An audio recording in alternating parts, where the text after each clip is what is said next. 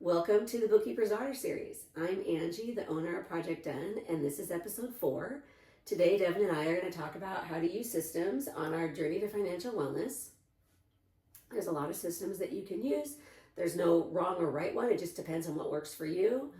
So let's get started and find out what we can do to keep ourselves organized. Yes. And I think make it simple, make it easy.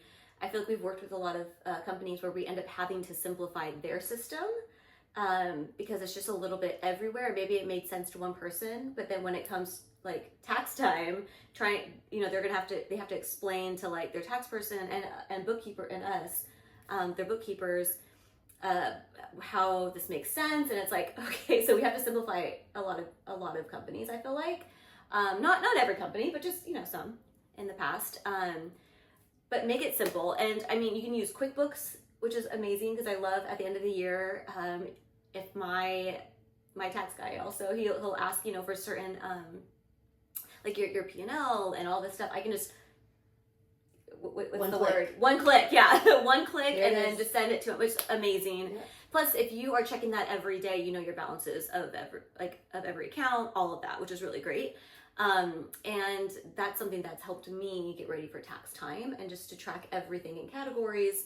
But also some people use Excel, There's no wrong system. There's no wrong system, but it's what works for you. Some people, I mean, I'm going to say paper, but this is like, maybe if you're younger and you don't have a business. Hey, I've used paper. It's not bad. Yeah, no. But I mean, write it all out. I don't want to say like just track all your finances on paper. I'm just saying like You can. that could be another thing you do for like maybe your weekly finances, just for like we talked about in a previous episode. I used to when I was younger, right in my day planner, how my monthly expenses, and then I would cross it out or erase and then put or I would deduct what I had made so I knew how close I was to my goal. So, I mean, you can use paper in that way, or just sometimes it's nice to put pen to paper and just see your finances there. And then you're also going to have it, in a digital form too.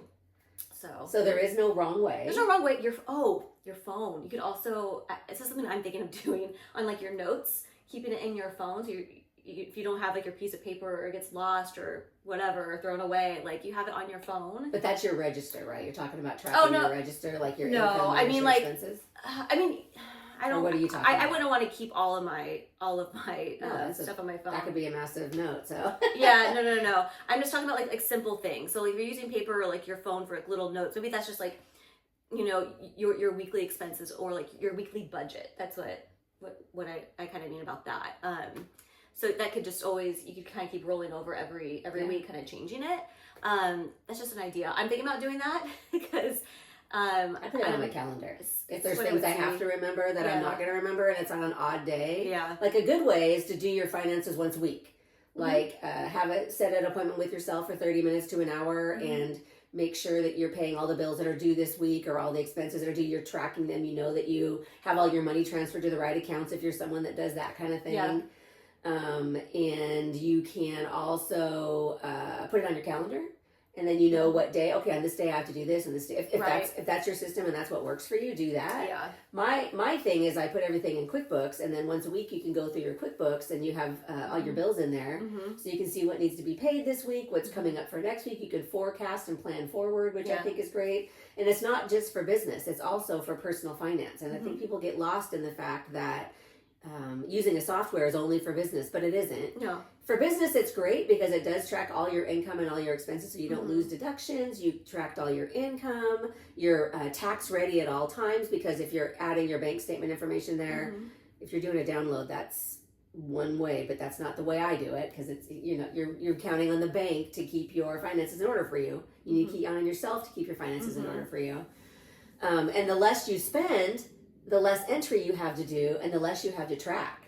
So if you can be simple and keep everything really tight and collect money and stack your cash like an asset and spend as little as possible, because a lot of things that we think that we want, that we think that we need, and so we want them today, and so we think that wants are needs, and they're not the same thing. We were just talking about that last week. So it just creates more financial stress and more financial busy work. Yes. So the less you spend, the less financial busy work you have, even as a business. Keep it all tight, keep it all streamlined. Do your bills once a week. Don't have vendors coming in on Tuesday to be paid on Tuesday.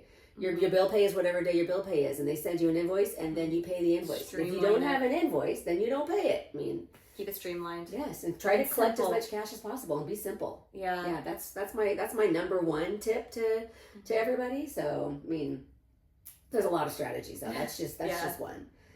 Another thing is to make sure you don't have a lot of debt. Having a lot of debt is a lot more to track. But if you do have debt, if you do like credit card debt, for instance, pay off all your credit cards. Make sure you do it once a month. It'd be a great idea to if you're going to use credit cards, use them and give each of them a job. Each card has its own job. Like your Amazon card is your Amazon purchases. You pay it off every day. If you're not familiar with how to pay off cards, pay it off immediately or pay it off at least, at the end of the month, end of the week, whatever. Yeah. That's one thing. Use one card as a gas card. Use one card as your groceries. You collect all these points. You can do all these different things with your points. How do you use yours? That's what I was. Yeah, I had marked that in my notes earlier this week. That's something I do. My husband and I have one card that's for gas and for groceries because that's what gives you the most money back on that card than any other card. And then I have a personal credit card that I use for like my like personal like random Amazon expenses, or like I went to the store and bought like some clothes or whatever it was, like just my like random personal stuff. So that keeps it separate, and that's what's cool about that is that card also gets some points.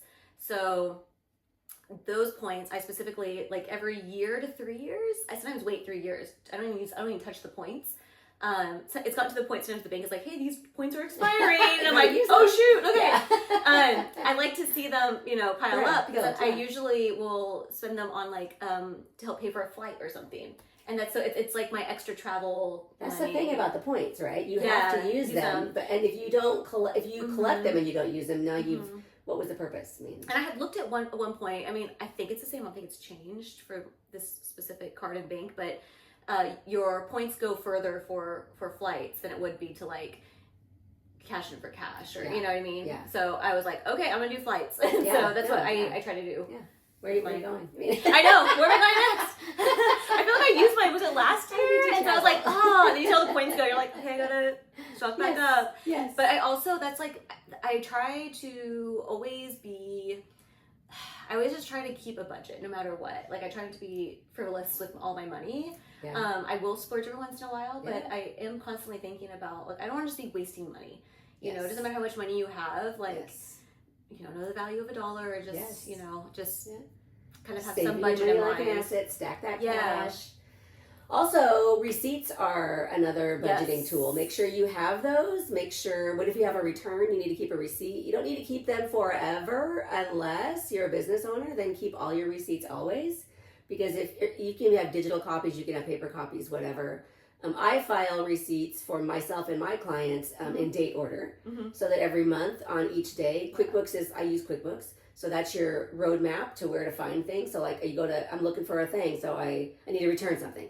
Or somebody asked me a question about an invoice, did I pay that? So I go to QuickBooks, I type in the name, and I see what day I paid it, then I can go to my receipt, and there it is, right there. If I have a digital system, I do the same thing. It's filed by month order, in name order and date order, so you can. That's what I do. Find it. I do monthly. I know some people like to do categories, but I can also kind of get messy. It's really messy. So I will say, if you file it wrong. Yeah, I do January through December. I have a tax folder for like your tax papers and stuff. But I also do actually behind that in my filing system, I do have some categories for like random stuff that like. Auto, not stuff that I paid, like I took my car in and got it serviced. That goes in January through December. But if like they send you like coupons, or if they send you just like stuff you need to keep, but that wasn't. Well, coupons would be a different folder, sure. Yeah, that could be a different folder. But I mean, there's just like certain things. Oh, like your car insurance. That I have an insurance folder for that. It's like I didn't specifically pay. On this day, so I can easily just go. Also, to that. Could be your policy. Could be you have a folder for your bills, so that when you pay and there's maybe like once a week, you put them somewhere. And there's maybe four categories, and that's it. Because mostly everything is through that January through December. So that's super streamlined. That's super easy, and then also even simple. And you don't always have to go to QuickBooks to look it up, depending on like how long. Because sometimes you remember, right? You're like, I know that was in October. So you go through October. It's just so fast. Right. It's so fast. Something else I was doing. I would sometimes like have a folder and put all my loose receipts in it, so it wasn't just like in my purse and my Yes. wallet, just, you know. Yes. So I would like just throw them in there if I didn't have if I didn't have time to like actually go in and file. Like, okay, at least have like a pile, you know, and not a crazy pile, but just now I have like a little box for them. Put them in there, and when I have a second, then I'll just go file them really quick. You can paperclip all of the months Oh, together. yeah. You can put them in name order and then go back in date order later. You can tape them to paper. Mm-hmm. You can do a lot of different things. It's organizing is a form of a very organized system. Just keep it neat, keep it simple. Yes, paper is a thing that needs to be really simplified and really organized, because it can take over and turn into piles of things you can't ever find again. And then you end up throwing it away, and some things you needed in there that you threw away, or some things you needed in there that you couldn't find years ago, or, you know, just keep an organized system. That's how you get closer to financial wellness. It's part of the tricks of using a system. Yeah. Just find one that works for you and then use it. And we're just touching on a few, so. It's like clutter in your home. Yes. It's like clutter in your filing system. It can just feel super overwhelming. Yes. So if you can like really simplify that filing system that you have, then you're golden. So organizing your home is a whole other thing. Once you start organizing your home, you remove clutter, and you create more space in your brain. Mm-hmm. And so now you're on a different track of how you think about money and finances. And sometimes you find loose money in your pockets, under the cushions, you know, wherever, in the drawer, you know, wherever you stash stuff. Like, I'll deal with that later. Mm-hmm. And now later is like 5-10 years from now. It's like, oh wow, I forgot about that, you know. Yeah, so that's another system right there. Just keeping yourself organized, your home, your life, your finances. And I mean, whether you own a business or not, it is good to keep your receipts. I grew up keeping my receipts because I own my own yoga business, so I always had write-offs. Yes. Right? So I had to keep those. So I was audit proof. I was ready for taxes, all of that, and I could categorize everything. And so I'm just used to that. So even things that aren't a write-off, I will save those. Because I mean, also sometimes you need to make a return, and you're like, oh, I have the receipt. Yes. You know, there's things that pop up that, you know, so that's super important, I feel like. And then especially business owners, you got to save your receipts. You have to be able to prove your write-offs and be audit proof. And even if it's just like personally for your family to calculate your expenses at the end of the year for taxes. Right. It's better if you do it all year long, so it's not this like huge project. Right. This like, you know, takes up the whole weekend during tax season. But sometimes you do need to go and calculate things, and you know, it's easy if you use QuickBooks, it just does it for you. So receipts. Systems keep you very organized. And like Devin said, they keep you audit proof, which is the goal. You do not want an expensive audit. You do not need the stress of that. No one needs to deal with that. But another form of organizing also is time management. Like having, like I said, a weekly day when you pay your bills, or maybe it's 30 minutes to an hour every day where you look over things, enter your receipts to your software or your Excel, or just kind of take a mental note of what you spent today, and, you know, make sure you're monitoring your bank accounts. If you're someone who's not great at stacking money and you're not good at savings, you just got to start somewhere. And so start with something as simple as just, you know, setting the time aside every day to be mindful of your finances. Yeah. I mean, that's a good idea. I think work smarter, not harder. Yes. Set up auto pay. Definitely set up auto pay. It saves you so much time. And set up, like you said, set up a day where you're going over this stuff. You're maybe paying bills, or once a week, once a month, every day, whatever. I usually do once a month. I try to do it a few days before the end of the month, just in case things clear early, or like, oh, I need, you know, stuff pops up. Like, I always like to give myself a couple days before so things clear, or if I need to make a transfer, whatever it is, just so I'm on top of it. Yeah. So it's really important. So as you can see, there's a million. You can even Google, you can ask AI, you can do whatever you need to do. But staying organized helps you on your journey to financial wellness. It will get you there faster. Talking about it out loud, maybe you have someone that you can do your finances with.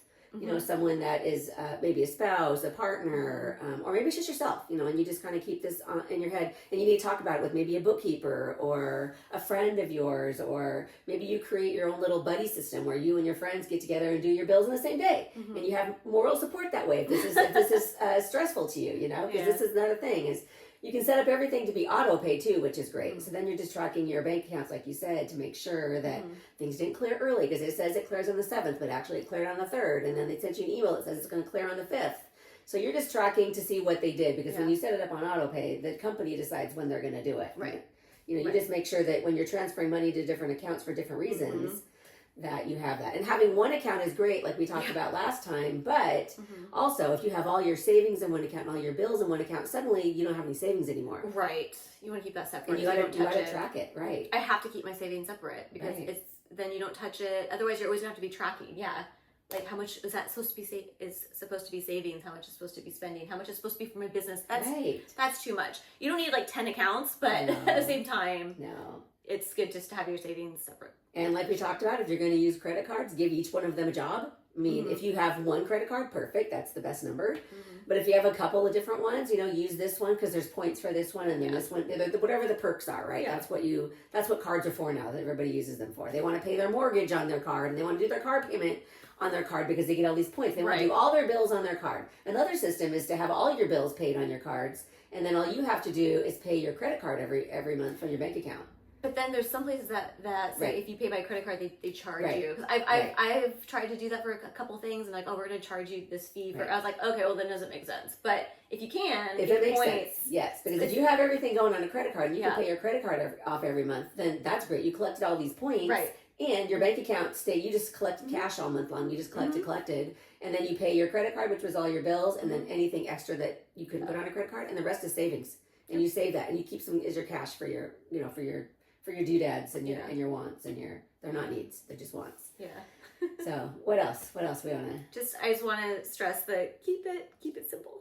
Yes, please. And if it is overwhelming to you, you're like, oh my gosh, my finances are out of control, my paper is everywhere, just it's like decluttering your home. You're decluttering the paper and stuff. So make a really simple system. And it might take some time to set it up, and that's okay. And then it's going to be simple from there on out, and things will get better that way too, because your finances will be more simple in your head every day, and so you'll be like, okay, I know where I'm at, and I know where I'm working towards, and the simple what do I want to say? The simple organizations and just however you want to do it. Yeah. Just simplify it, and then that's gonna be very helpful. Keep it as a buddy system, or hire someone to help you. Contact Project Done, we can help. Because sometimes it's hard to do by yourself. Sometimes you do need a support, and especially if you're new to this, and this whole concept just freaks you out. Yeah, because that's true for some people. So, of course. But once you get started, it kind of starts to become effortless because you start to use the tips and tricks, and then you're like, oh, this is piece of cake. And you've been doing this since you were a kid, so. You know, you have a really good standing as opposed to someone who's starting at 50, you know? And it's crazy because if 1 month I'm off, like, oh my gosh, it's the first already. Like maybe the first happened over the weekend or whatever. Or on holiday weekend. On holiday weekend, and you're like, oh my gosh, like I didn't make, or I should have made a note for myself or something. Like that rarely happens. So when it does, I'm like, what? Like I'm usually so, I'm so streamlined, usually on like paying things and. But then because you have systems, you bounce right back. Exactly. Because you have a system. Okay. Yes. Well, I had a mistake there, but we're all corrected now. No big deal. So and that usually never happens. So when that does happen, it's like, but it does happen. Things happen. It does happen, though. So. Yeah. But it's like, really? Like it happened? Kids happen, work happens, friends happen, life happens. It just happens. So yeah. Anyway, okay. Well, please like and subscribe to continue helping us to build our community, because it takes a village. We're happy to have you here today on our journey to financial wellness. And please leave a comment or a question, and we're going to go over those in future episodes. And if you find that these tips that we are talking about are very helpful, go ahead and share them with your friends and family. You can also find us at projectandaccounting.com.